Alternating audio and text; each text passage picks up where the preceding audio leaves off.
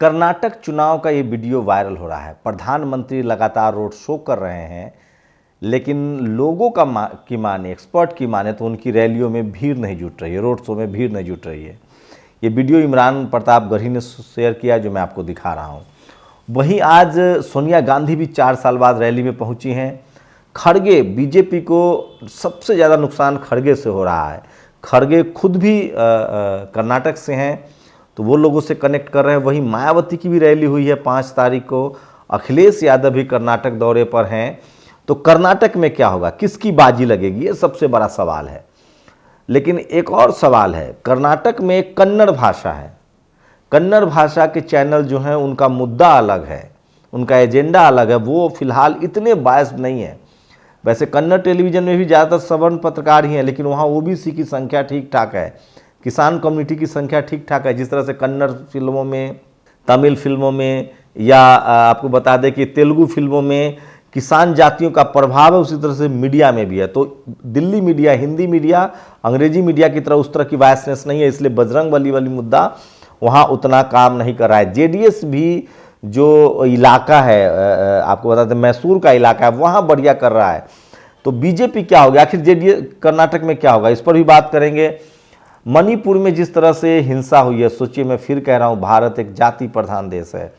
मेतई जो कम्युनिटी है वो वहाँ जनरल में और ओबीसी में भी आती है, और वहाँ मैंने आज पूरा उसका डेमोग्राफी देखा।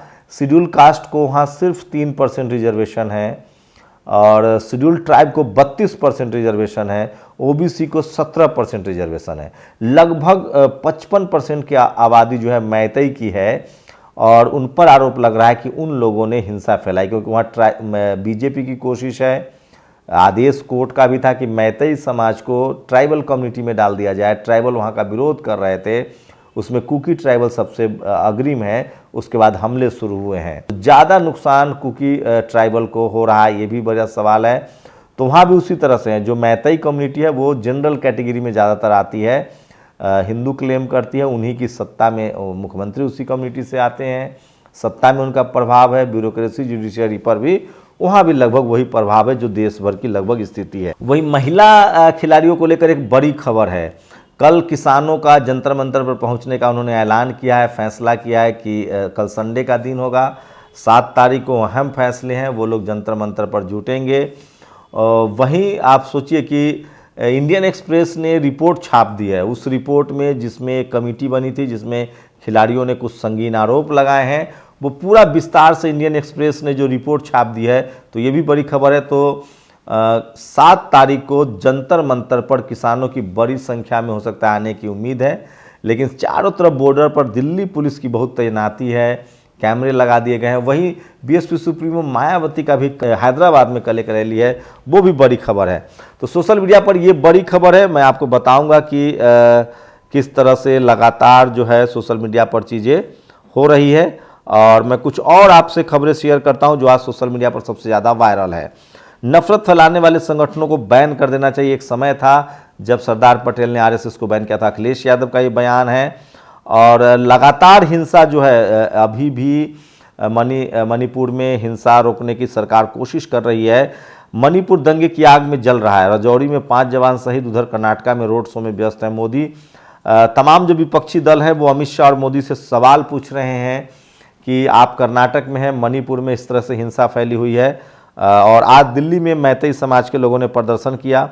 मैं आपको बता दूं, मैतई कम्युनिटी जो है वो ज़्यादातर वहाँ जनरल कैटेगरी में है, ओबीसी में थोड़े बहुत हैं, और वो रूलिंग कम्युनिटी है जिसका भागीदारी बहुत ज़्यादा है, संख्या बहुत ज़्यादा है। वहीं सोशल मीडिया पर एक और खबर है, एक महिला पत्रकार पंजाब में बीजेपी के एक टीवी चैनल, सोचिए, टाइम्स नाउ हिंदी, जो नबिका कुमार है, जिसका उसको सब लोग बीजेपी के पत्रकार कहते हैं, संजय सिंह ने ट्वीट किया है, पंजाब में बीजेपी के एक टीवी चैनल के पत्रकार ने एक दलित महिला पर गाड़ी चढ़ा दी और उसको जातिगत गालियां दी।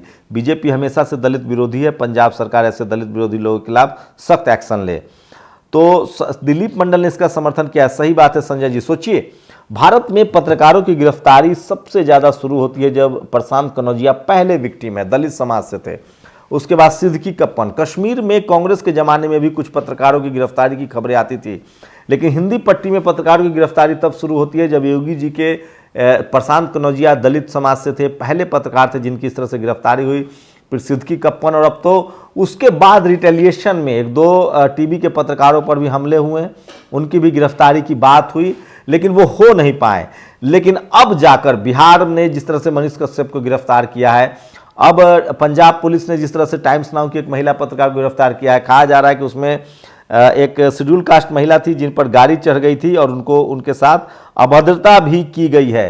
तो ये खबर है, और समझिए, सोचिए, सारे पत्रकार लॉबी अभी एकजुट हैं। सुधीर चौधरी हो, तमाम लोग लिख रहे हैं कि ये ठीक नहीं है क्योंकि आम आदमी पार्टी की सरकार ने गिरफ्तार किया है मनीष कश्यप। तो सवाल वही है, अगर आप पत्रकार भी हैं, कल मेरी गिरफ्तारी होती है, प्रशांत की गिरफ्तारी होती है, तो कोई भी सवर्ण पत्रकार नहीं बोलेगा। तो इस देश में जाति एक सच्चाई है, और जो लोग कहते हैं कि यूपी बिहार में जातिवाद है, यहाँ जातिवाद के खिलाफ लड़ाई है। तो सोचिए, चाहे वो मणिपुर हो, चाहे वो कर्नाटक हो। और ये वीडियो देखिए, ये वीडियो लगातार स्क्रीनशॉट में दिखा रहा हूँ, ये लोग शेयर कर रहे हैं। इमरान प्रतापगढ़ी ने शेयर किया कि प्रधानमंत्री की रैली में भीड़ नहीं जुट रही है। दिलीप मंडल लगातार कह रहे हैं कि जाति का जोड़ फेविकॉल के जोड़ से कम मजबूत नहीं है, यहाँ आकर सब सेकुलर और सबसे कम्युनल एक घाट पर पानी पीने लगते हैं। तो सोचिए, जो लोग बीजेपी के में पत्रकार हैं और जो बीजेपी के खिलाफ पत्रकार है, वो भी उस महिला पत्रकार की गिरफ्तारी के खिलाफ है, लेकिन ये तमाम पत्रकार प्रशांत कनौजिया पर नहीं बोलते हैं। तो मोदी विरोधी और मोदी समर्थक दोनों एक सुर में बोलने लगते हैं। पंजाब में एक पत्रकार SC/ST एक्ट में मुकदमा दर्ज होने में मामले में शामिल है। तो सोचिए, जाति कैसे काम करता है। सोचिए, मैं एक उदाहरण दे रहा हूं। प्रशांत भूषण कोलिजियम सिस्टम के पक्षधर है लेकिन मोदी के खिलाफ है, सोचिएगा। कपिल सिब्बल कोलिजियम सिस्टम के पक्षधर है लेकिन मोदी के खिलाफ है। तो जितने लोग मोदी के खिलाफ हैं और कोलिजियम सिस्टम के पक्षधर हैं, लेकिन वही मोदी जी जब कोलिजियम सिस्टम के हटाने की बात करते हैं तो मोदी जी पर भड़क जाते हैं। मतलब मोदी, अगर मोदी के आप खिलाफ हैं तो जो मोदी काम कर रहे हैं उनके खिलाफ भी होना चाहिए था आपको। और सारा का सारा तमाम वो लोग जो मोदी सरकार के खिलाफ है लेकिन वो कोलिजियम के पक्ष में है, तो ये बड़ा कंट्राडिक्शन होता है। तो जातीय हित जो है वो बड़ा सर्वोपरि है, वो सबसे ज़्यादा है। और इस देश में आग लग जाए, मणिपुर जलकर स्वाहा हो जाए, लेकिन PM मोदी वोट मांगना नहीं छोड़ेंगे। इस तरह के सुप्रिया सुनीत। तो कांग्रेस वाले जो हैं वो लगातार हमलावर हैं और सबसे ज़्यादा लोग आलोचना कर रहे हैं। वहीं यूपी में लगातार कास्ट एट्रोसिटी लगातार बढ़ रही है। दीपक शर्मा ने एक ट्वीट किया है ये कि भारत ने शार्क बनाया था, उसकी लेकर कोई खबर नहीं है।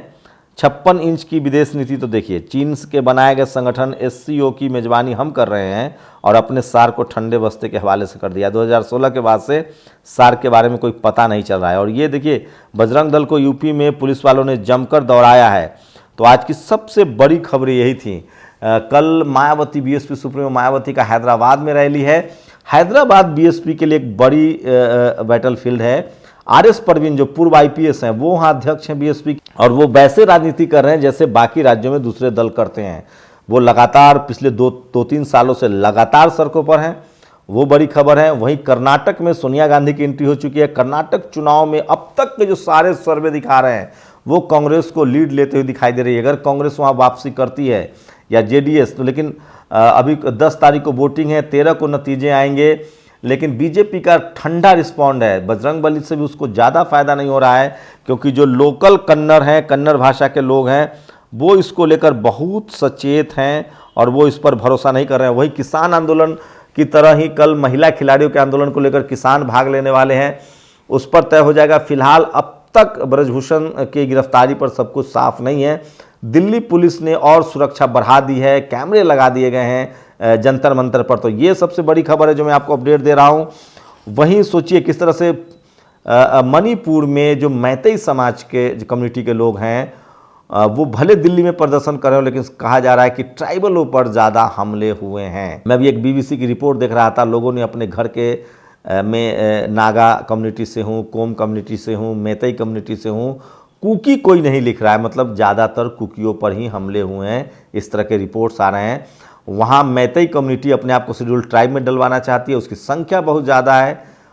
उसके बाद तो ये सारे खेल चल रहे हैं जो मैं आपको बता रहा था। और एक महिला पत्रकार की जिसकी गिरफ्तारी हुई है। तो इस देश में लगातार कुछ लोग कह रहे हैं कि अगर इसी तरह से टीवी अखबार के कुछ बड़े पत्रकारों को जेल में डाल दिया जाए तो शायद कोई भी आदमी गिरफ्तारी से बचना चाहेगा। तो क्या ये चेक एंड बैलेंस चल रहा है? अब तमाम सरकारों ने सीख लिया है कि जो भी हमारे खिलाफ बोलेगा हम उसको जेल में डाल देंगे। तो इस समय की सबसे बड़ी खबरें थी। आप अपनी प्रतिक्रिया जरूर दीजिए। शुक्रिया। नेशनल दस्तक की आपसे गुजारिश है कि अगर इसको बचाना चाहते हैं तो नेशनल दस्तक को सब्सक्राइब करने के लिए रेड कलर के सब्सक्राइब बटन को दबाएं, फिर बेल आइकन की घंटी दबाएं। नेशनल दस्तक को बचाने के लिए बहुत जरूरी है कि हर खबर को शेयर करें, लाइक करें, कमेंट जरूर करें।